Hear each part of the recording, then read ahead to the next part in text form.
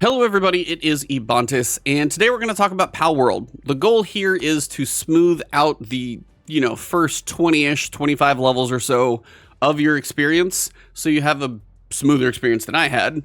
There is a survival guide in here. There's a lot of information, but there's also a lot it doesn't quite tell you, or you got to learn along the way. Something like the elements, like which type of Pal works against which type of damage and all that type of stuff. That's always a nice one to reference, but not everything is in there. And also, it's going to take you a little while to work yourself through all of that. The game has a tutorial to tell you, go pick up wood and stone and then build a crafting bench and do a couple basic things. But the idea is, my goal with this video is hopefully when you're done with it, you've learned a lot or you've learned at least something. And when you jump into Palworld or you jump back into the game that you've been playing, you're much more efficient, a little more efficient. And then as you get going, you're having a better time. So first thing you've got is when you start, you can make a new world with whatever settings you want. The only things that are going to stick are the name of the world once you make it, and then the character that you create inside of it. But the custom settings, you can come back to any world that you've made, change those up, no worries. Maybe you're like, man, I'm just tired of dealing with hunger. Take it down, don't worry about it. You want normal difficulty? That's fine, put it on normal. It's really, really up to you. So when you jump in and you're like, okay, I'm just going to be playing on normal, no multiplayer, there you go. I am good to go. So if there's something about the world that you tend not to like, don't forget you can come back, change your world settings, and everything is going to be okay because you can have it as survival hardcore or as easy as you like, because you can go pretty casual and you can go pretty rough depending on what you want to do.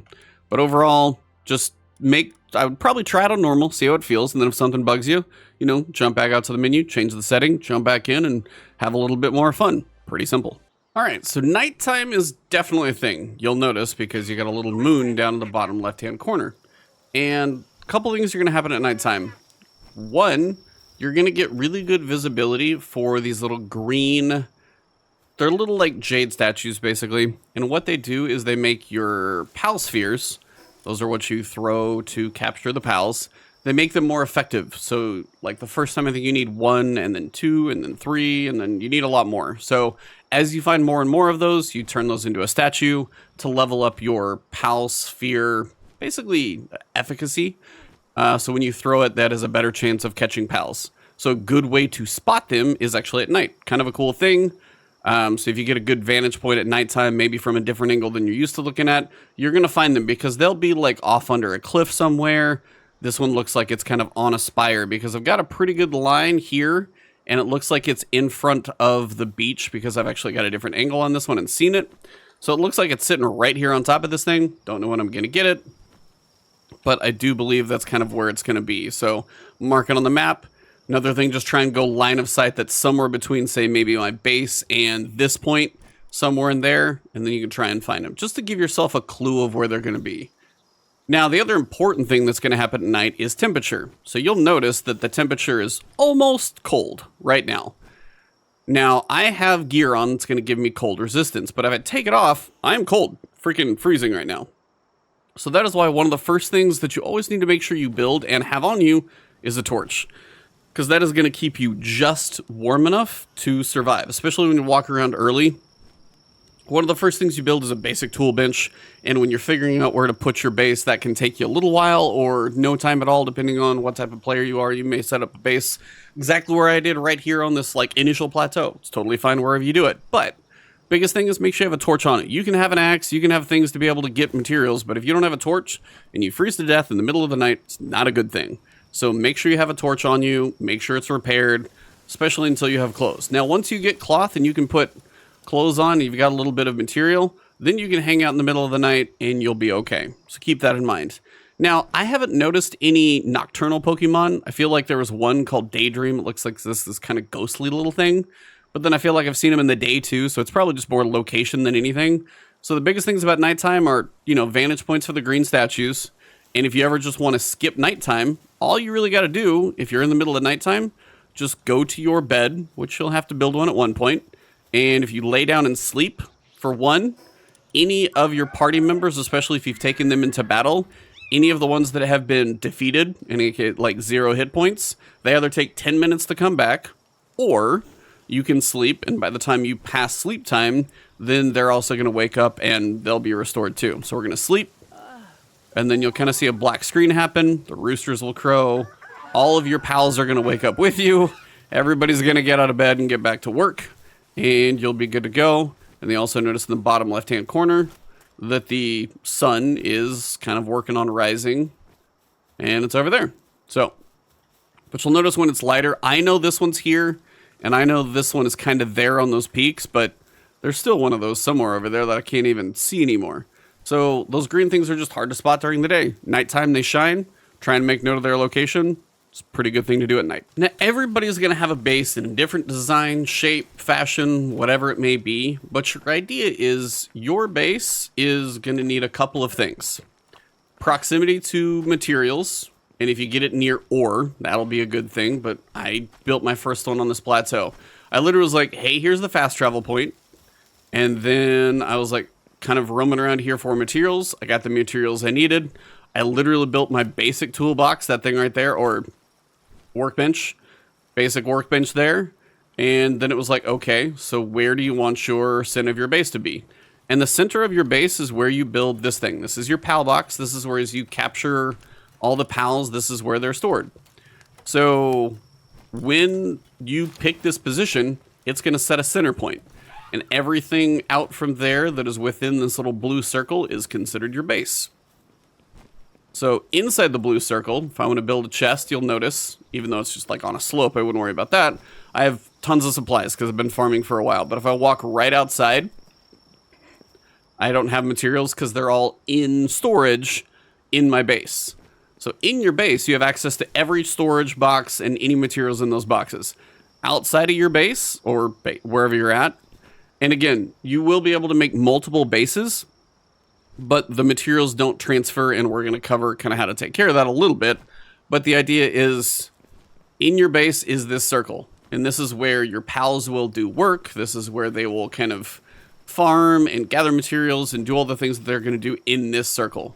Anything outside of that, not really in their purview unless you specifically assign them to do something. Like that ore down there, unfortunately, as it's outside the blue circle, even if I had a pal that had mining capabilities, he wouldn't be going after it. Now, if I would have built my little pal box, kind of like right, I don't know, here, about 20 feet this direction, then that blue circle would encompass this thing, and I haven't tested it yet, because I think I would break my entire base if I deleted my pal box, but if I had that within the blue circle and I had a mining pal, then they could be potentially mining one of the more important resources, or kind of on an indefinite basis. And that's the thing about the resources. If I chop down a tree, in a day or 2 or 3, that thing's going to come back. If I break this giant stone boulder over here, in a day or 2 or 3, and again, I say a day or 2 or 3 because I haven't counted the days, but any of these like stone boulders that you mine, if you break them completely, they'll come back in a little while. Now, it doesn't really matter too much about trees and stone, because eventually you're going to have pals with these like logging pits and mining pits, where they can just get stone and wood to your heart's content. But there's nothing like that for ore, at least right now in early access, depending on maybe that's something they change later. But where you place your base will determine what you have access to. But you also have to think about, you have to defend your base, because every so often there are raids. So when it comes to raids, they're going to come charging at you. Well, I'm kind of up on a plateau. So if I defend this bridge here, kind of this crossway here and up there, I'm pretty safe for the time being. Now, if they fix like AI pathing and them attacking walls and stuff, that'll be a thing. But for the time being, I kind of have them funneled into certain areas, and I can kind of get them cornered and then go attack them before they really get to my base. They wrecked this building once, and I didn't want that to happen again. So if you're in the middle of just like a big green open field and your base is down there and you got to try and defend every single side of it, that's a lot of walls to build. So keep that in mind where you build your base. If you can find ore on your first base, great. If you don't worry about it. Because honestly, most people's second bases are where they're probably going to go try and find like 4 or 5 of these things all together. And they're just going to make that base an important like ore mining facility. That's the biggest thing. Now, the other thing to know about your base is what your PalBox will do. And that's going to allow you to level this thing up. Now, when you go to level up your base, every time you work on a level, it's going to give you a specific thing to work on. So right now, I'm working on a weapon workbench, and that's a couple levels away. And the levels are based on the technology tree. Now you're going to start here, and then as you level up, when I get to level down here at level 20, I'm going to be able to open up and build the weapon workbench. But the technology points, you get them from a smattering of different places, and those are what you spend to access each thing. So if I wanted to get an alarm bell, for example, I would spend 1 technology point, and now that's something that I can build. So it's going to show you the resources the object will require, but then also it's going to unlock the ability for you to build it, but then you still need to turn around and actually build the alarm bell as a thing. So like defenses, I need to actually build that with the resources that I've got. So you have to unlock it in the technology tree, then you actually have to turn around and build that. And it goes through that in the tutorial, because you're going to build a workbench, then you're going to build your tools, and after you do that stuff, you're probably going to be level 2. Then you're going to build a pal sphere by getting a little bit of materials, build that at the workbench, and then once you've actually captured one of your pals, then you're going to need a PalBox, and then you set your base location. So it's going to take you through that, but the idea is your level that you get up to is largely going to be XP based, and the way you level up in this game is all about capturing these guys. So don't go around and kill them all. That is not very beneficial for XP. It's all about using your pal spheres, all the different levels you hand. The higher you go, the more difficult the thing is to capture, the more powerful the pal sphere needs to be. Like these guys down here, really easy to capture. I just got to make sure I don't kill them too fast, honestly, for me. But then you get to like mini bosses and other things that are wandering out in the world. You're going to need some powerful stuff to capture them. But every time you capture, you get XP, and you get the biggest chunk by doing that. And then you'll notice if I click on one, you can see how many times you've captured one. So if you go to your PAL deck and I see Cattiva, I have captured it 5 out of 10 times. Every time I capture it the first 10 times, I'm going to get an XP bonus. So it is beneficial for you to capture just about everything you possibly can for experience, because more often than not, unless you're just getting overrun and you need to take one down so you can survive, if you can capture it, then do so, because you can hold what looks to be a damn near infinite supply on all of these pages. I've got like box 16, as you can see here. So I'm not really too worried about running out of space. And then at some point, you're going to be able to condense these things to help level up your kind of primary ones. So on the right-hand side, you'll see that I've got like stars on these things right here up at the top. And when you condense, say, like a few of these guys into this one, you'll level it up to 1 star. And then it takes more to level it up to 2 stars. Then it takes even more to level up to 3. So you'll be capturing a ton as you go, but all the capturing is how you really get a lot of your experience. So try everything you can to have a lot of these PAL spheres on you as frequently as possible.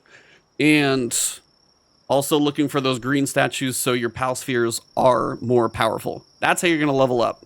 But as for getting access to having all these guys running around your base, it's leveling up your PalBox.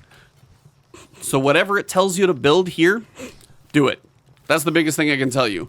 Because it's going to take you through build a PalBox, build a PAL sphere, and it's going to tell you to build a chest. Then it's going to tell you to build a bed to sleep in. Then it's probably going to tell you to build a bed, it has to be cannot sleep unless built under a roof. So then you need the wooden structure set. So you can have a foundation, you can have a wall, and you can have a roof. And that way when you actually place your bed, you can sleep. Same thing with these here. They have to be built on a foundation. They can't be built on ground. So it's going to take you through pretty much what you need to. Like, then you're going to need a berry plantation at some point. Then I'm going to need a statue of power. Then it's going to have you build a stone pit and a logging site. And then a crusher for the stone. It's going to have you build a hot spring so you can keep your guys' sanity right. Primitive furnace. The things that are not required, weapons like the stone spear, you may not need that. And you'll realize that the attacking ability of your pals is way stronger, mostly the likely, than you're going to be. So you're going to be using them more for their abilities as opposed to you getting your like attack strength up. And that takes me into stats. Stats. The main stats that you want to focus on, they are going to be weight down here is absolutely important early on because one of the things you're going to be doing until you can make those, you know, infinite amount of logs and stuff, and then when you're running around picking up ore, is wait, how much can you carry? Now, I will tell you, there are certain pals, Cattiva, for example, has the ability to, while in your team, Cattiva helps carry supplies, increasing the max carry capacity, and it does it by 50, which is legit. So if you have an entire party of Cattivas while you're running around, you would have about 250 more weight, which would really help you farm a bunch of stuff. Now, work speed, you are never going to be the main focus of building anything after just the opening. So it'll be a little slow at first, but if you deal with it, as soon as you get anybody who's going to help you, and by that I mean anybody who's got handiwork, like if you go to your party, I would have to check, handiwork. If you're building something, they're going to come over and help you build it, probably faster than you could. And then they'll be level 2 and they'll be level 3, and they're going to outbuild you pretty much straight away. So your idea of needing work speed, not going to matter. Defense, the only way you're getting defense, you're going to get from gear. That is all. So your defense isn't anything you can do. The player attack, as I was saying, like, oh, I can get a crossbow that does a little bit more. When you put one stat point into this, you get 102 attack. It is so tiny, it doesn't seem to matter. This will probably be something that needs balanced. Stamina and HP are the other two. Stamina, I got this up to about 150. Stamina shows how long you can climb, run, swim, fly, like glide. All of these are extremely important, and when you run out of stamina, you can't do anything. You'll drown if you're on water. You'll fall off the side of a cliff.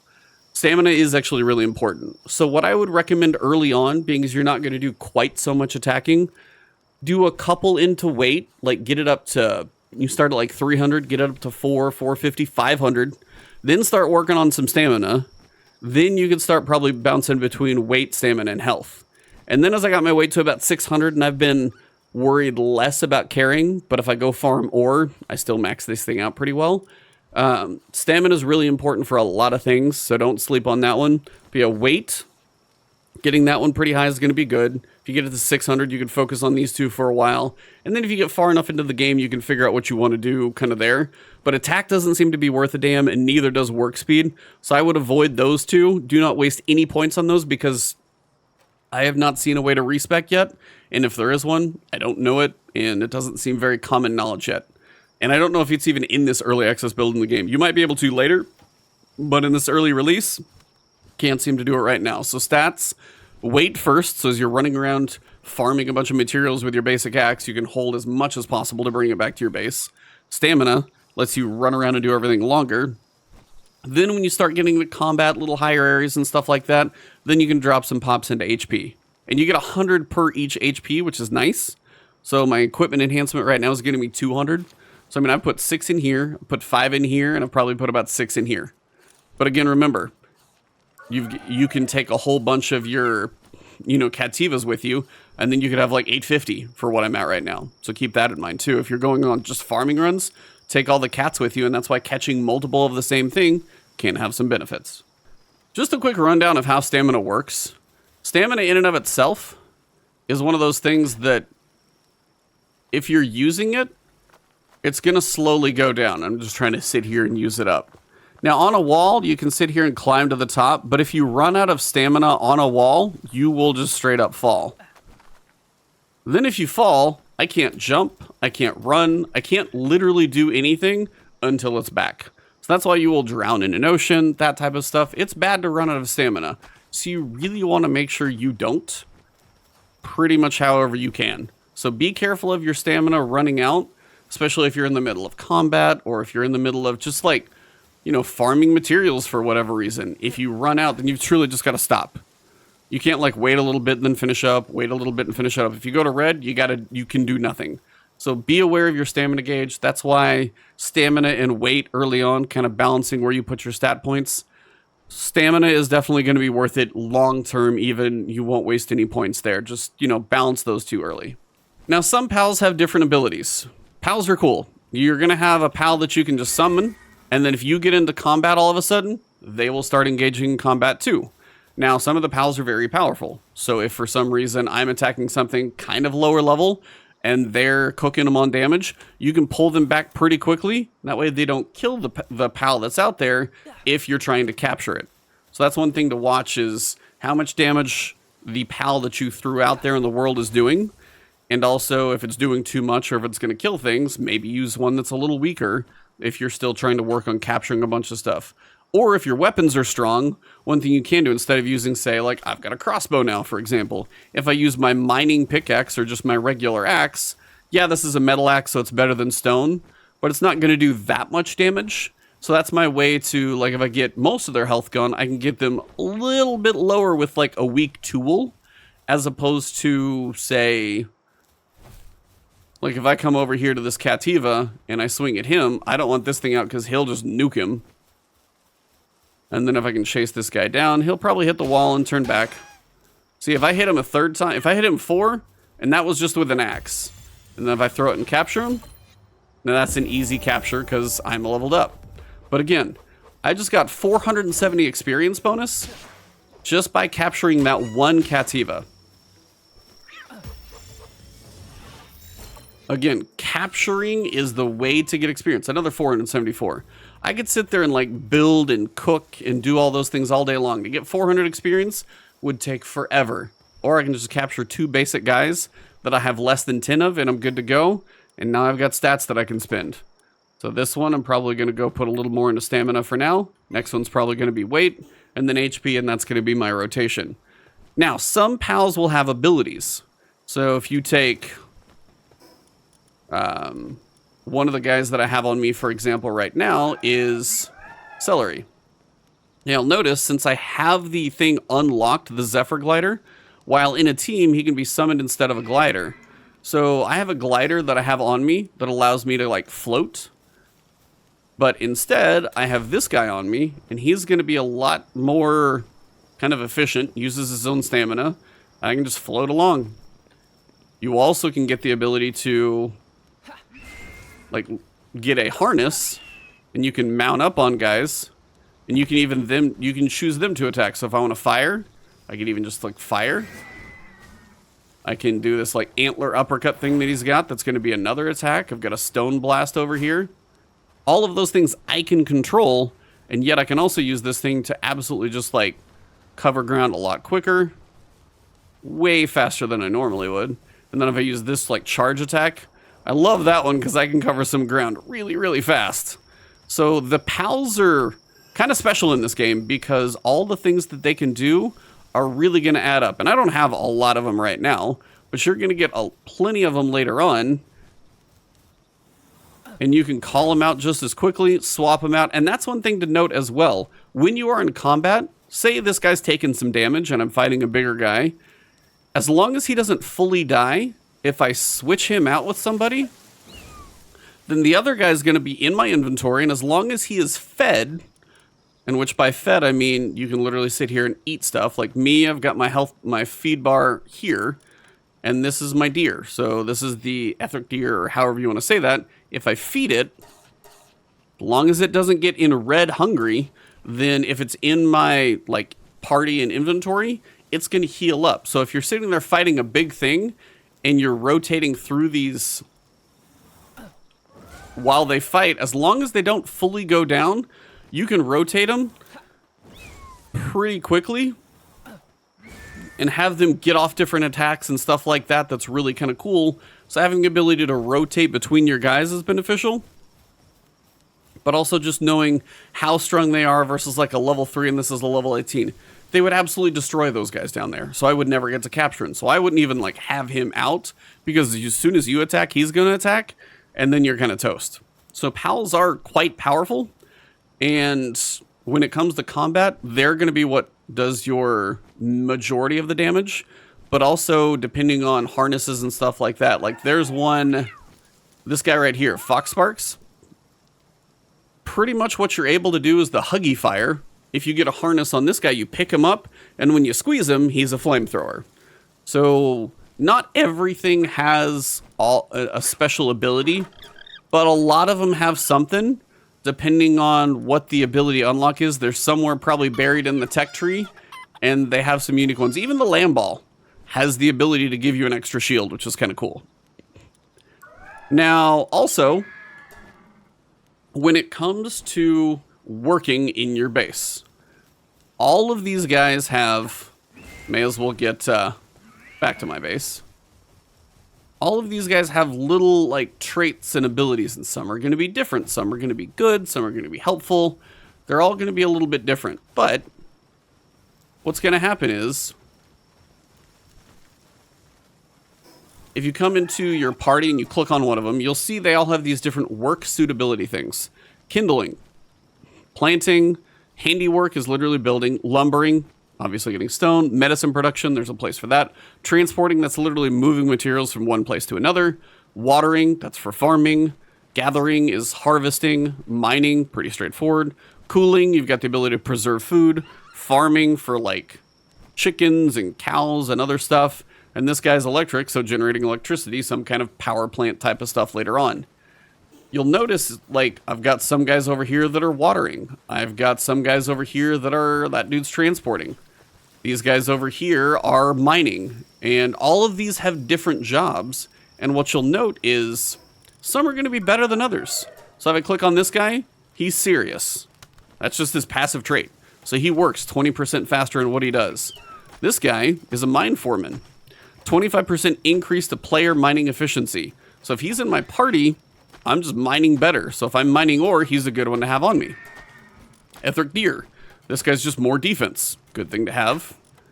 This is another mining foreman. So my mining efficiency right now is just like cooking. And then this guy right now is conceited. Sometimes they have bad stuff. Give up a little bit of defense, but he works harder.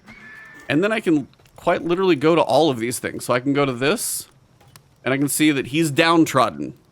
And you can look on all of these and what it is. But sometimes you'll have some of the helpers. This guy's a slacker. So if I truly put him in my party and you look, his work speed is terrible. Like minus 30%. So he's not somebody that you actually want to have roaming around helping you work, but he's really not helping you. So down here, like this guy is destructive. I probably need to swap him out, because right now he is helping me with gathering, but he's also destructive. So he's helping with planting. So I could probably swap him out.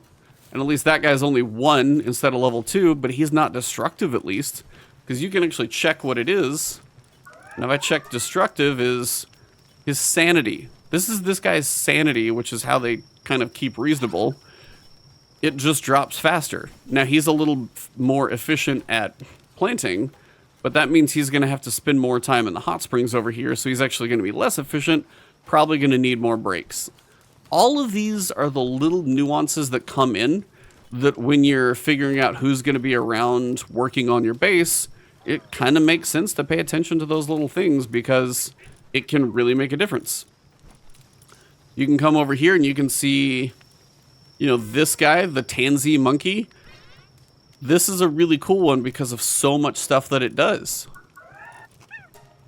Planting, handiwork, lumbering, transporting, and gathering. So planting and gathering, you need something else that can water, but then that can pretty much run a farm. Also, if he's waiting on the water or the growth segment, he can go gather wood. He can transport if he needs to. Some of these are really good to have in certain spots, and it just kind of depends on, you know, kind of what your base needs. If you're working on a whole bunch of ore smelting, you're probably going to need the fire guys somehow because they are going to be able to cook faster, again, fire related, and they're also going to help smelt ore. So when it comes to work suitability, that's what all of that stuff means. So whatever their talents are, that's what they're going to be good at. Anything that's handiwork is if you're building a structure, they're going to be able to help you with it.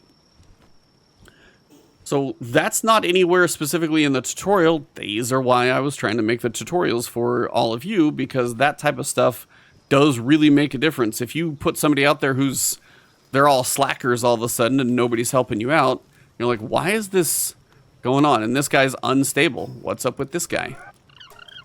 His sanity drops 10% faster. This guy's struggling too. So again, Puingalette, do I have another one? This guy's levels. And this guy's a dainty eater. So the difference on the dainty eater part, his satiate. I'm trying to remember how to say that word. It's basically being satiated, but satiety drops 10% slower. That's how quickly he becomes hungry, but he actually survives without food longer. Still very beneficial in what he does out there helping. So the pals, when you dig into them, really have a lot of benefit. And if you want to level some of them up, just take them with you. And as you do random stuff, they'll all get leveled. See, if you have some low-level guys and you run around and you're just doing some basic farming, you'll actually be able to kind of get more out of them by taking them with you, and then they'll be leveled up. So one thing I will definitely say about exploring is do it, because I showed you a little bit of running around, but as you run around, you're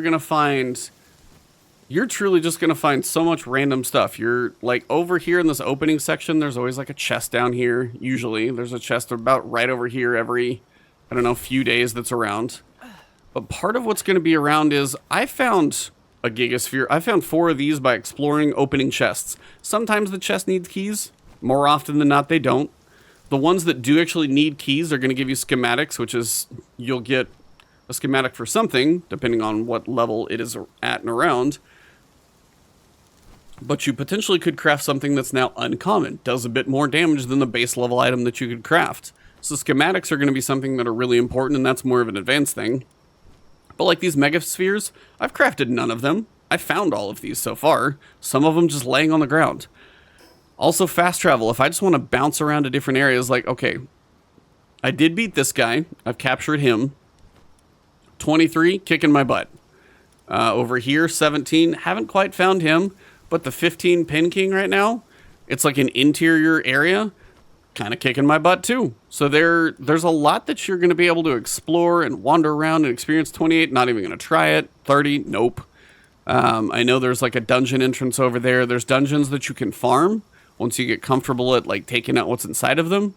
But the fast travel, if you get far enough away that like fast travel is going to be a while, try and see if you can get a decent vantage point. Look for the little blue glow. Look for another fast travel point, because if you unlock it once, then you can use it. And it's so much easier to get around with fast travel points. But I mean, I will tell you, wandering around has been really beneficial to just, especially once you get a mount, the ability to jump on. Like, this guy was a great capture. Then it took me a little while, and then I unlocked the harness. And now that I've got the harness, I can run around on him. I can sprint. If I really want to cover some ground, I can do the charge, which I'm trying not to go bust up my base. But I can do that charge and get it, like, really sprint through some ground. I can run around on this guy for quite a while. And it really allows you to explore more freely and quickly, because early on foot, everything's going to be a little slower. As soon as you get your first mount, work on it, unlock it, totally worth it. But that, when you get to exploring, like early, I was just like doing so much in this area. And then now that I've had a mount, I'm running around all of these areas, kind of seeing what's out here. Because the map is massive. I have no idea how connected all this stuff is going to be. Seems like some of these are going to be separated by water. Maybe it's a lot of islands, I don't know. But this place is going to be big. So use the pals, use them for exploration. And occasionally you're going to find... see if I can get off this thing, sorry. You're going to find these things, like, they're little fruit trees. These. And it's a fire skill fruit tree. And it's spirit fire. And what it's going to do is allow you use it on a pal to teach that. So you can literally feed it to a pal or use it on a pal. And when you do that, I've got the ability to actually train a creature in something that it wouldn't know otherwise. I could get a water thing shooting fire, and then all of a sudden I'm getting all over the place. Dragon, grass, electric, dark, electric, ground. I could give something that's effective against, you know, one thing and have it be effective against something else. So you'll find out those as you explore kind of randomly. You run into a lot more pals. You can capture a bunch. So when you go exploring, really go exploring, like take a lot of pal spheres with you. Because honestly, when you go, you can capture 20 or 30 of them while you go, and they all just kind of land back here. You're not limited to how many you can capture while you're out.